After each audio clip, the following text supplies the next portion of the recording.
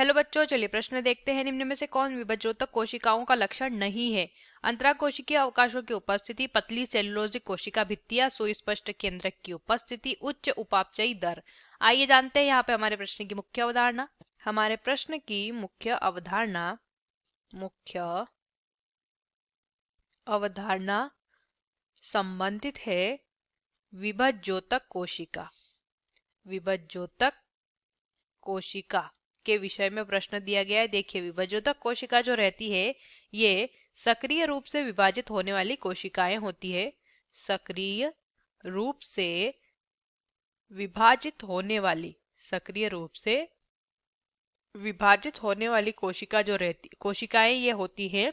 और कहाँ पर पाई जाती हैं? पादप में या पौधे में ये कोशिकाएं पाई जाती हैं।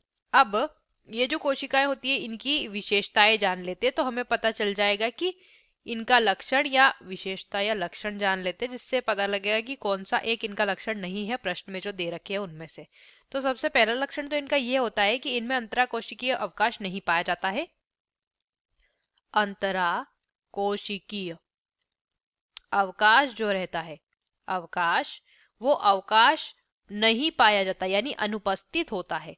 दूसरा लक्षण, इनमें पाया जाता है सेल्यूलोज। इनकी जो कोशिका भित्ति होती है वो पतली होती है और उनमें कोनों पर या किसी किसी स्थान पर क्या पाया जाता है?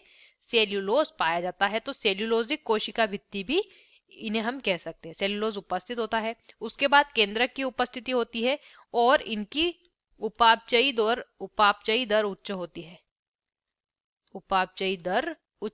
लगातार विभेदन में होता रहता है। साथ ही साथ केंद्रक भी उपस्थित होता है। अब यहाँ पे विकल्पों को देखिए। पहले में दिया है अंतराकोशिकीय अवकाशों की उपस्थिति, गलत होगा क्योंकि अनुपस्थित होता है अंतराकोशिकीय अवकाश। पतली सेलुलोजिक भित्तियां इसका लक्षण है। सुस्पष्ट केंद्रक की उपस्थिति इसका लक्षण है और उच्च उपापचयी दर इसका लक्षण है। अब प्रश्न में दिया है कोशिकाओं का लक्षण नहीं है, विभज्योतक कोशिकाओं का लक्षण नहीं है। तो जो लक्षण यहाँ पर नहीं है इनका, वो है विकल्प ए। हमारे प्रश्न का सही उत्तर हो जाएगा। आशा करते हैं आपको इस प्रश्न का उत्तर समझ आया होगा। धन्यवाद।